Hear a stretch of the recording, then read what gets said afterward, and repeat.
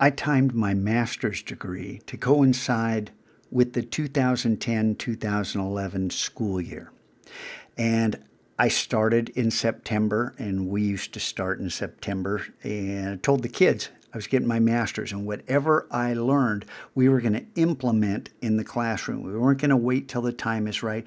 We were going to just work to make the Mac Lab a better learning environment, more engaging.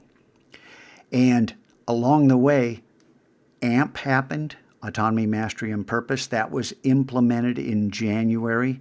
ZIM happened virtually at the same time, the Zone of Intrinsic Motivation. These became part of our classroom culture. We're working, trying to build something special. And then in May of 2011, we had a month of gamification. How do you use game theory and mechanics in the classroom in a pedagogically sound way in order to enhance the motivation and engagement of your students? On and on. And we had to do 4 specific things that were game driven, and then respond in a coherent manner.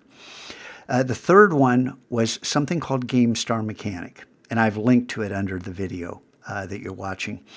And in this, you had to play games and train under a game mechanic to earn the tools to build your own online game. And it was structured so that each level became a little more difficult. And as we're going through this, I'm going, this is the zone of proximal development.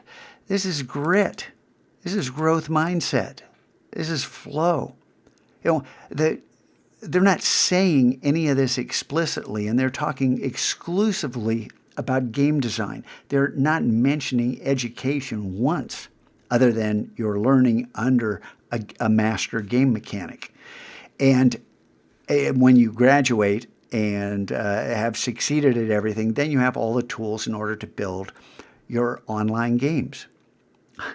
Well, this was just a transformative experience, because now I said, all this stuff, this research is exactly how we build curriculum for kids. It's how we scaffold the learning experience in our classrooms. And I was thrilled because the fourth thing we had to do was play World of Warcraft for 10 days. And I started on a Friday after school, and I played all weekend. And I mean all weekend. And Monday I came back in the classroom and said, who wants to help me build something in order to gamify our classroom? And I pitched all my classes. About 20 kids said they wanted to do it and work through the summer with me. About 12 of them stuck with it. And that fall we rolled out our initial gamification platform on Google Sheets, which was a whole nother story.